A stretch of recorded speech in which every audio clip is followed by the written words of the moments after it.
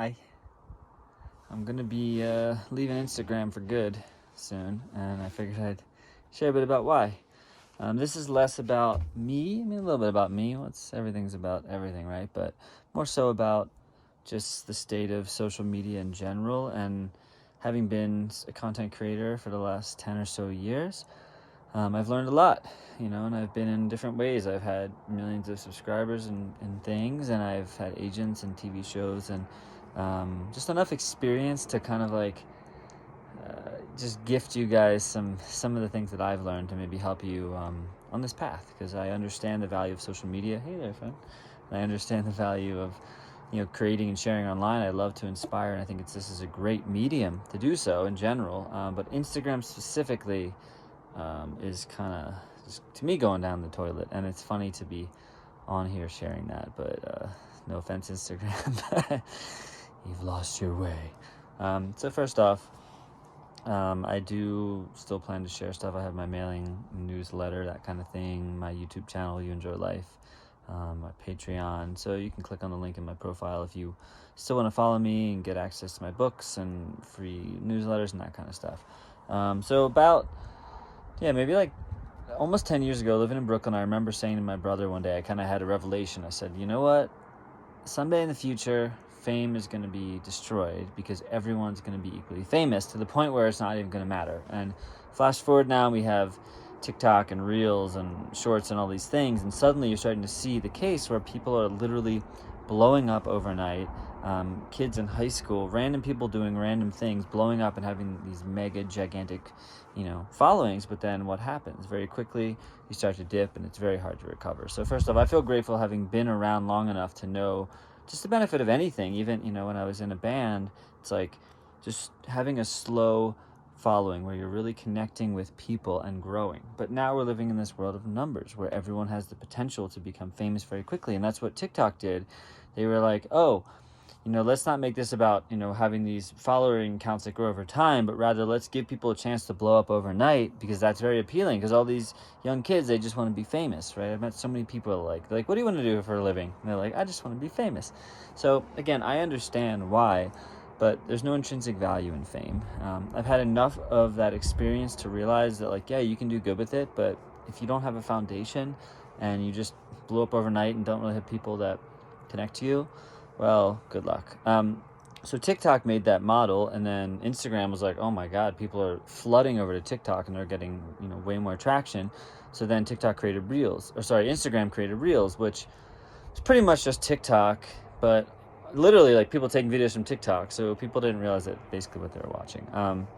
So that was kind of an interesting thing. And then now you see YouTube, and they're doing shorts, and they're kind of having a similar model. Now I consider YouTube still the OG platform, because long form content, and it's a place where people come back to time and time again. I have videos still that get a lot of views just from like years ago, things about how to play certain instruments and different things that I've done, because people go, how do I X, right? YouTube is like the new dad in a sense, where you can learn things, learn how to fix things, learn how to do things, learn how to make things.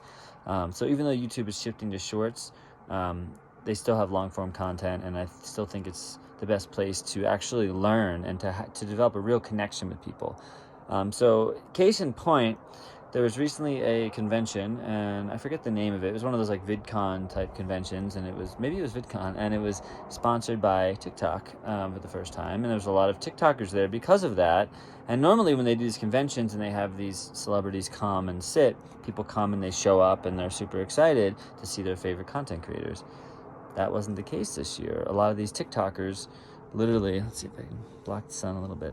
A lot of these TikTokers, they came on to do these like panels, and very few people showed up. And I think that's because there just isn't the same connection to people making really short content, where it's just like, oh, check out what I'm doing. Like, I made this recipe in 10 seconds, right? Or like, hey, look at me, I'm funny, because we're living in this meme scroll world where it's like, oh, that's funny, but we're not really developing an emotional connection with people. It's also why I've gotten really far away from creating a lot of content. I've spent so many years making stuff, and I'm kind of done like just continually feeling like I need to feed this beast. I have enough out there. If people want to find it, if you want to learn about barefoot stuff, if you want to learn about music and cooking, like I have a YouTube channel with all that stuff on there. And if I ever feel inspired to create something new, to update something, sure I'll share. But what happens now is people think they just need to be posting constantly, and that's fine if you can keep it up. But I see it time and time again, because I consult a lot of people in the social media space on how to create an authentic brand. It's like, if you do it and you think you're just gotta be feeding the beast all the time, and you can't sustain that, and you start to lose your mind, so many people experience content creator burn, right? Because they're like, well, I don't want to lose to the algorithm. If I don't post today, they're going to forget about me. And it's like, so they do it and they do it and do it. And it's very rare that I see people that really like do that for a year and continue to want to do it and continue to find joy in it. So we have to realize that there are also other outlets and ways to connect to people. That's also why I've been going more in person. Aja and I have been hosting retreats in our beautiful home here in Boulder, just bringing people in and spending time together. It's like, come spend some time with us. We'll sing, we'll dance, we'll eat good food, we'll meditate, we'll go on hikes, and we'll just live and be. It's like, oh yeah, there is a real world that exists beyond the social media world. So another thing I want to bring up is I'm also, and this is just kind of my own brain projecting in the future, but as these metaverses start to get big, and virtual reality and augmented reality start to get big, I think at some point there might be a choice, right? Where we think we have these phones right now, right? We have these phones, you can go to the store and buy a new phone. But I think at some point the phone's not even going to be an option, because all these companies are working towards getting it right in your eyes, or even implanting it in your brain. So it's just something to keep in mind over time, where you're like, well, I don't want to do virtual reality, or I don't want to get involved in that stuff. I'm just going to stay on my phone and my computer. But what if those aren't even options? I mean, it could be 10, 20, 30 years in the future. I don't know. But what if they're not even options anymore? What if the only option, you go to the Apple store and it's like, would you like the contact or the implant right in your brain? And so my point is, maybe start to consider, if you're already feeling burnt out by all this stuff, how you can just develop more of a connection to this stuff over here, which is it's this new thing called Earth, nature, trees. And it doesn't mean there isn't a place for technology. I'm not trying to go back and just live in a cave in the woods. Who knows, maybe one day. But I do appreciate the merging, but recognize that it's like with social media, you see this all the time. People are now, if you want to have a brand, it's you have to engage with these trends. And that's at least the mass media and the mass kind of consumption that people create. Is it doesn't matter I could be a doctor, I could be a comedian, I could be a chef. It doesn't matter. I have to do the same pointy thing trend, and whatever the trend is right now. And I've seen that, and I've been involved in that stuff, and you realize I can be a follower, and I can sort of mass form to what other people are doing and just try to hold up to these trends. But then you're stuck doing trends, and then your whole business is based around that. And there is a space, I think, online to be authentic and to just share the way you want to share, and not just try to follow what other people are doing. Yeah, you can get hits and you can get likes and stuff, and whoa, my God, I know what it's like. I've many times where it's like, whoa, that video, or oh, whoa, this page is starting to blow up, and yeah, that dopamine hit feels good for a little while. You're like, oh my God, this is exciting. But I only say this from my experience.